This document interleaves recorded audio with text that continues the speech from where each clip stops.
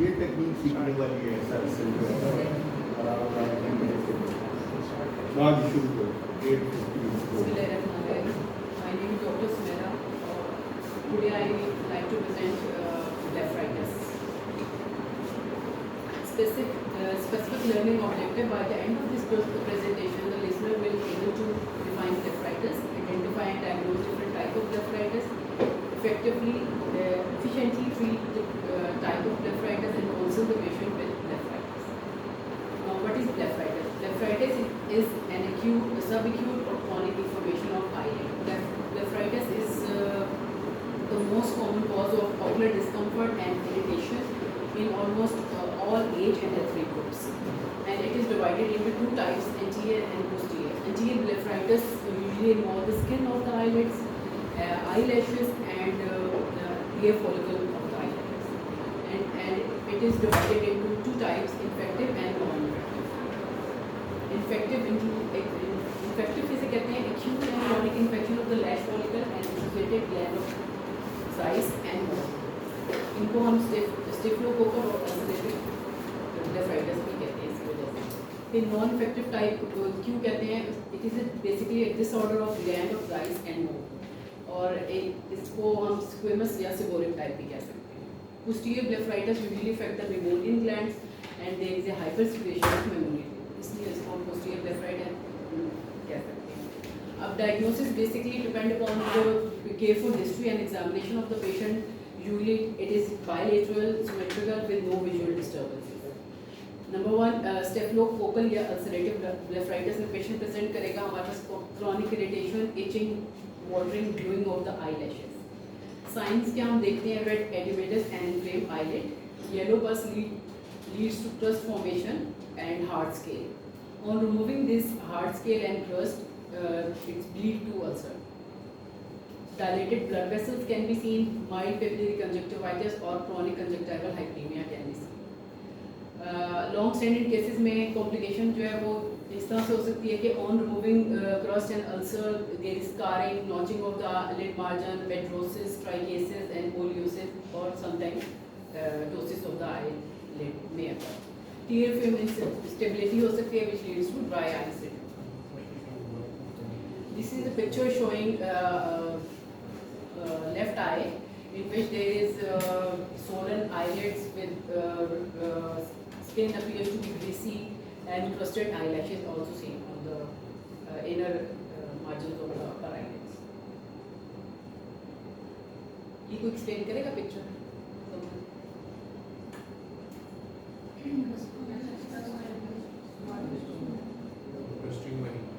Crusting है lower eyelid margin पे और scales हैं, ठीक है? और yellowish. अब दूसरी टाइप है seborrheic या squamous blepharitis. इसकी कॉज में जो है seborrhea of the head हो सकता है, metabolic disorders of the body हो सकता है. Symptoms include mild discomfort, irritation, watering, falling of the eyelashes. Sign में हमें क्या मिलेगा? Hyperemia and yellow greasy anterior lid margin with soft scale and adherence of lashes. उसमें soft नहीं थे, उसमें hard थे, इसमें soft scale है. अब इस सिचुएशन में जो है वो seborrheic dermatitis आ सकता है, acne है, atopic dermatitis हो सकता है. इसमें हो क्या रहा है कि जो there is a hypersecretion of gland of Zeiss, जिसकी वजह से जो there is accumulation of lipids और अगर corynebacterium infection वहाँ पे हो जाता है ड्यू टू सिस्टमिक डिजीज जो मैंने आपको बताई है जैसे सेबोरिया एक्नी है. अगर corynebacterium infection हो गया है तो वो क्या होता है कि बैक्टीरिया जो है कन्वर्ट करता है लिपिड को फैटी एसिड में. जब ये फैटी एसिड जब प्रोड्यूस हो जाते हैं आईलैशेस के मार्जिन पे तो ये काज कर रहे होते हैं पेशेंट को इरिटेशन, ठीक है. और कॉम्प्लिकेशन इसकी ऑलमोस्ट वही है जो हमने अभी प्रीवियस स्लाइड में डिस्कस की है. और इसमें ये फ़र्क है उस पिछली स्टेफिलोकोकल या अल्सरेटिव ब्लेफराइटिस से सेबोरिक को इसमें स्केल इजीली रिमूव हो जाते हैं क्योंकि ये बेसिकली क्या किस वजह से हो रहा है? There is accumulation of lipids जो कि हम अगर हम रिमूव करना चाहें तो बड़े इजीली हो जाते हैं, उनकी वजह से अल्सर वगैरह कम बनते हैं comparatively. This is a picture of left I showing the margins of the eyelid which is reddened and there is adhesion of eyelashes. और यहाँ पे भी आप देख सकते हैं कि स्केली डिपॉजिट्स हैं along the margin of the eyelids. अब ट्रीटमेंट क्या करनी है? पहले जनरली हम जो है वो जनरल मेजर्स लेंगे, उसमें पेशेंट की health and balance diet prescribe करते हैं। और बैलेंस डाइट में हम पेशेंट को कहते हैं कि आप ये एसेंशियल फैटी एसिड इंक्रीज करें डाइट में, जैसे कि ओमेगा 3 फैटी एसिड्स वगैरह हैं जो कि एंटी इन्फ्लेमेटरी जिनका रोल है। और फिर उसके बाद पेशेंट को इंकरेज करेंगे लिड हाइजीन के लिए 1 to 2 टाइम्स अ डे जो है अपनी किस तरीके से लिड की हाइजीन को मेंटेन करना है वो मैं आ गया स्लाइड में आपको बताती हूँ। Apply warm compresses to soften the crust, wash with 25% baby shampoo and और सोडियम बाइकार्बोनेट। एंटीबायोटिक ऑइंटमेंट भी दे सकते हैं like fusidic acid, erythromycin and pacificin. Sometime long standing cases में हमें ओरल एंटीबायोटिक देनी पड़ती है like doxycycline 50 to 100 milligram BD for 1 week, then OD for 6 to 24 weeks। Topical steroid उन केसेस में देते हैं जिसमें हमें एक्टिव इन्फ्लेमेशन मिल रही है, रेड आई मिल रही है, पेपरिक कंजक्टिवाइटिस मिल रहा है, उसमें हम फ्लोरोमेथेनॉल 0.1% या लोटिप्रेट दे सकते हैं। क्योंकि ड्राई आइज हो रही है, पेशेंट को इरिटेशन कॉज कर रही है, तो हम DFM सब्स्टिट्यूट देंगे, plant and fish oil supplement भी दे सकते हैं। और in cases of seborrheic blepharitis हम treatment of the scalp dandruff भी करेंगे विद सेलेनियम सल्फाइड शैम्पू। अब पोस्टीरियर ब्लेफराइटिस क्या है? It is a diffuse inflammation of मेमोनियन gland lead to hypersecretion of the glands.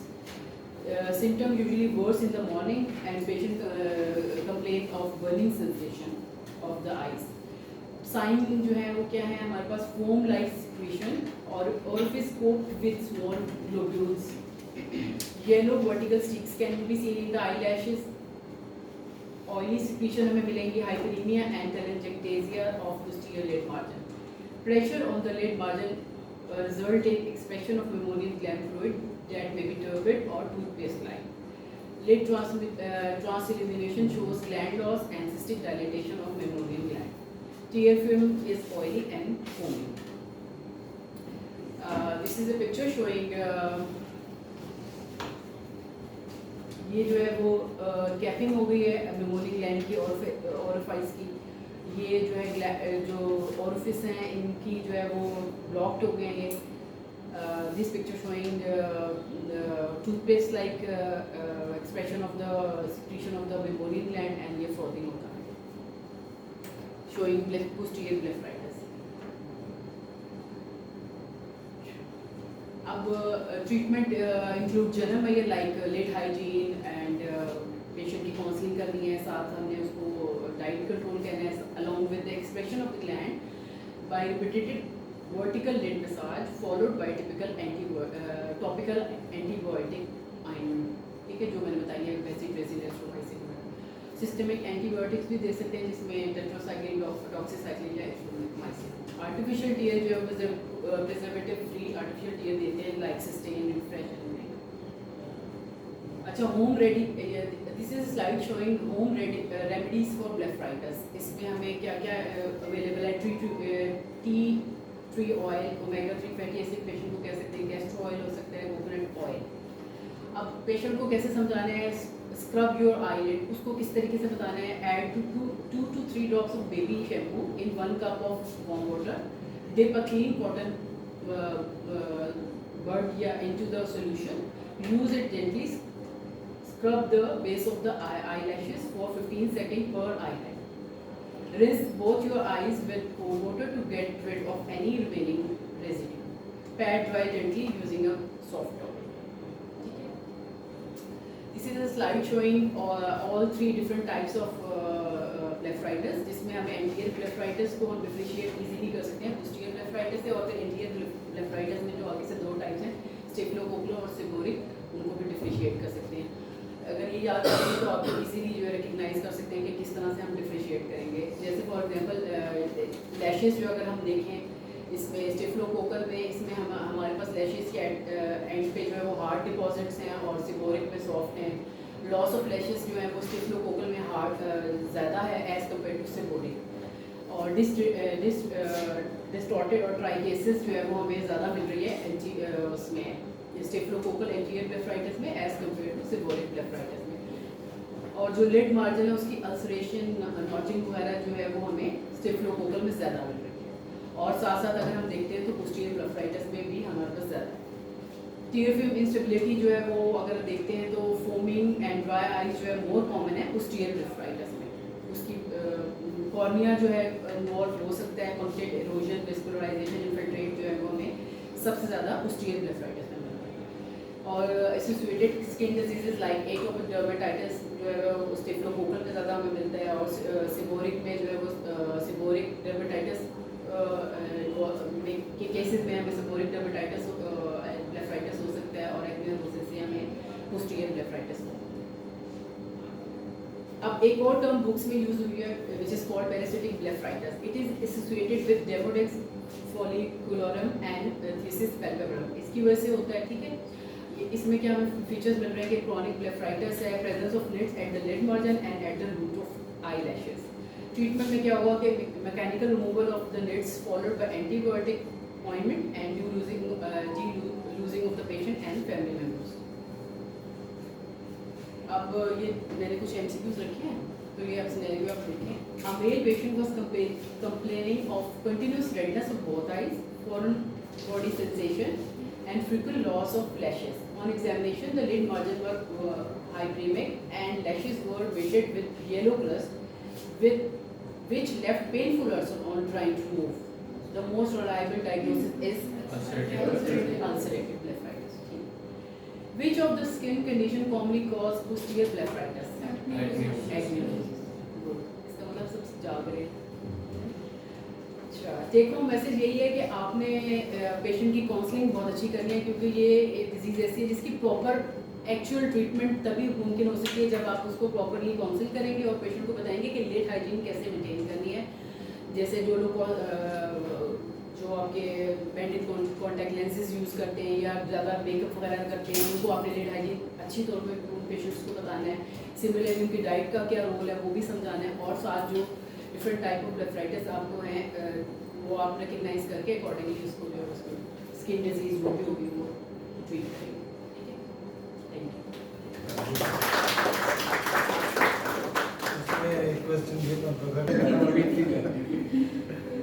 Very well done. बड़ी कम्प्रीहेंसिवली इन्होंने सारा सब्जेक्ट कवर किया। एक्सीलेंट। मैं जो बातें करूँगा ना वो सारी इन्होंने पहले कर दी, मैं उसको रिपीट करूँगा सो हाईलाइट करने के लिए कि उनकी कौन सी बात जो है वो ज़्यादा इम्पोर्टेंट थी। उन्होंने कोई बात मिस नहीं की है, तो शी हैज़ कवर्ड एवरीथिंग।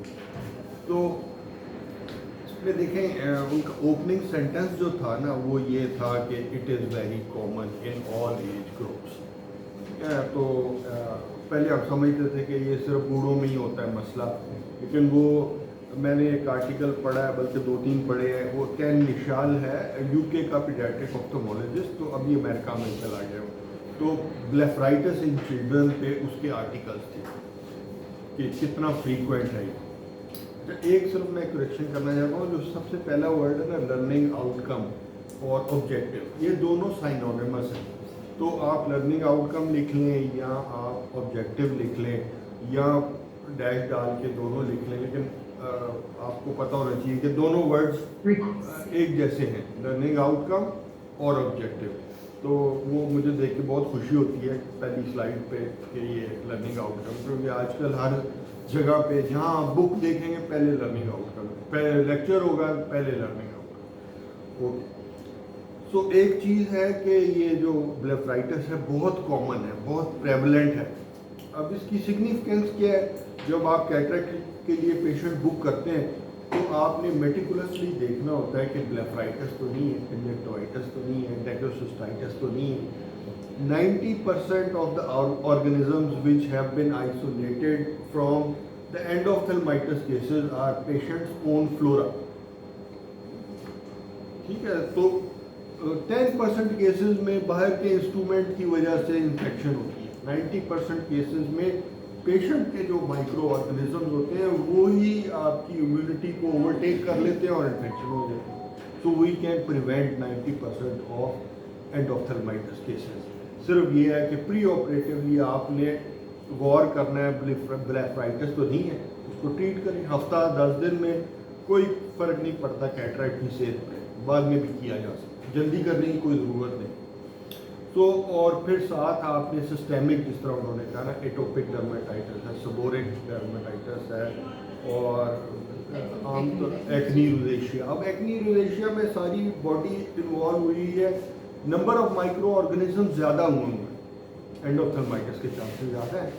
तो हफ्ता 10 दिन में उसको आप ट्रीट कर लेंगे तो पेशेंट जो है वो बेहतर। इसी तरह इसकी एसोसिएशन जो है वो डेंड्रफ के साथ, या तो हम जैसे लीबोमाइटिस को या ब्लेफराइटिस को ट्रीट करते हैं तो साथ पेशेंट को कहते हैं कि जी वो स्कैल्प पे भी अप्लाई करें हफ्ते में 2 दफ़ा। आइकॉन शैम्पू स्पाइक सॉल्यूशन हफ्ते में 2 दफ़ा 2 मिनट के लिए लगाएं 2 महीने के लिए। सो अगर रेजरवायर ख़त्म नहीं करेंगे ना तो वो दोबारा हो जाएगा। इसी तरह कैटरैक्ट के अलावा रिफ्रैक्टिव सर्जरी है। आपने वो जो पेशेंट आ गया, आप चलो जी हम इसको लेसिक कर देते हैं।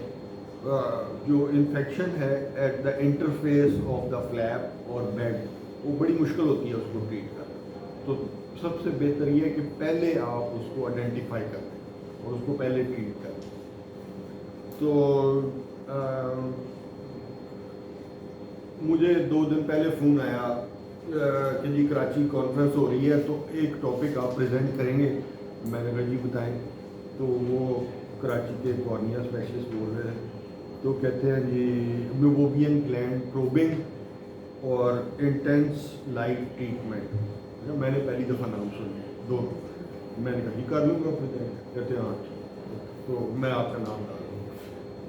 वो फिर मैंने गूगल खोल के पबमेड खोल के देखा कि ये है क्या चीज़ जिस पे मैंने प्रेजेंटेशन देनी है। तो मेबोबियन ग्लैंड ऑरिफिसेस जो क्लोज हुए होते हैं उसमें बारीक प्रोब डाल के उसकी ओपनिंग खोलते हैं।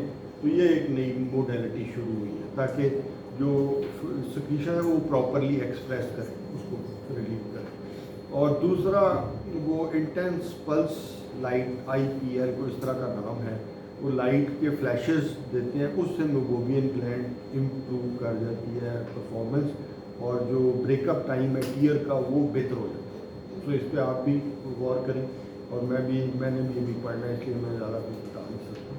सो लेकिन जो इस तरह की अपॉर्चुनिटी आती है ना कि जी आपको एक प्रेजेंट करना है या आर्टिकल है, ये उसको मिस ना किया करें। वो हफ्ता पहले 2 हफ्ते पहले मैंने वैद को बताया, मैंने कहा जी वो प्रेजेंट करना है, उसने आगे से ये चूंचा नहीं किया, फ़ौरन तो जी ठीक है मैं। सो एक एक्सपोजर मिल गया, एक कोई ना कोई चीज़ लर्न करता है, ऐसे बना है। सो हुज़ैफा कौन है? नहीं, वो किसने फोटोग्राफ गायरेटा ट्रॉफी की थी? पंचफा में। अच्छा, तो बहुत अच्छी फोटोग्राफ थी, मैं देख के मतलब है वाकई इंप्रेस हुआ। तो वेल डन। आप भी जो भी केस हो फ़ौरन फ़ोटो उतारें और वो ग्रुप में शेयर कर दें। तो blepharitis, coming back to blepharitis, any question comment? कोई ना कोई क्वेश्चन सोच के आया है, ठीक है। जो क्वेश्चन करता है ना वो पता चलता है कि वो मेंटली प्रेजेंट है, वरना वो पता नहीं है कि नहीं है। तो कोशिश ये करें, जो सीनियर ट्रेनी है ना ईयर 2, 3, वो तो ज़रूर एक क्वेश्चन लाजमी है, ठीक है। Okay, thank you very much. Sir, जो